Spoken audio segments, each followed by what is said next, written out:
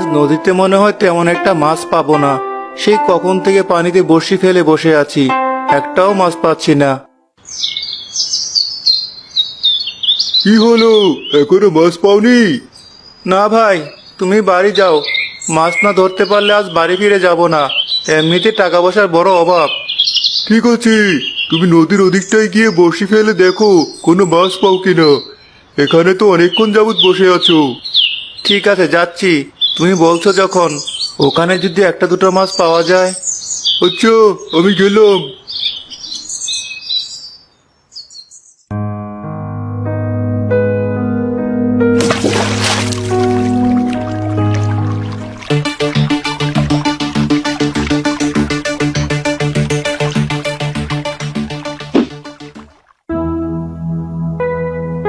অনেক বাঘ পেতে হলো মাছটা ধরতে গিয়ে। কি মাছ এটা? এমন সোনালী গায়ের রং, দেখে মনে হচ্ছে সোনা দিয়ে বানানো মাছটা। একে আমি বড়শিতে আটকা পড়ে গেছি। এ কিভাবে সম্ভব? আমি এত বোকা কিভাবে হলাম? এখন কি হবে আমার? এই মাছ দেখছি আবার কথাও বলতে পারে। কি মাছ এটা? তুমি আমাকে মেরো না, আমি সাধারণ কোনো মাছ নই। আমাকে মারলে তোমাদের নিজেরই ক্ষতি হবে। ঠিক আছে, আমি মেনে নিলাম তুমি সাধারণ কোনো মাছ নও, কারণ সাধারণ মাছ কথাও বলতে পারে না। কিন্তু তোমাকে মারলে আমার ক্ষতি হবে কেন? উল্টো তোমার মতো অদ্ভুত দেখতে একটা মাছ যদি বাজারে তুলে আমি কড়া দাম হাঁকাই, আমার অনেক টাকা লাভ হবে। না, তুমি ভুল ভাবছো। তুমি নিজেকে বাঁচানোর জন্য মিথ্যা বলছো হয়তো, তবে তোমাকে বাঁচিয়ে রেখেও আমার কোনো লাভ নেই। নিজেদের পেট চালানোর জন্য আমার এখন মাছের প্রয়োজন। সারাটা দিন বড়শি নিয়ে বসে থেকে অবশেষে তোমাকে ধরতে পেরেছি।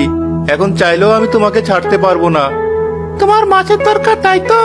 দাঁড়াও, আমি এখনই এনে দিচ্ছি তোমাকে মাছ। সোনালী মাছ বিড়বিড় করে কিছু বলার পর কতগুলো মাছ নদী থেকে ঝাঁপিয়ে এসে নিজেরাই জেলের ঝুড়িতে গিয়ে পড়লো।